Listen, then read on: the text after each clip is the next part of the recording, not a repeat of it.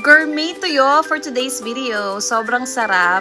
Sobrang tipid kainin. Masarap i-stock. Yan. Pangregalo ko to minsan. Tapos pinapabaon ko rin sa kapatid ko nag-bobber ko. Kasi ang sarap niyan kapag sobrang tagal na nakastock.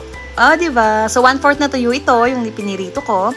Huwag kayong bibili ng tuyo na tuyot. So, yun yung mga luma. Yung sa SM, huwag yun. Luma na yung sa palengke kayo bibili para fresh yung tuyo. Diba tuyo na nga? Tuyot pa. Ew!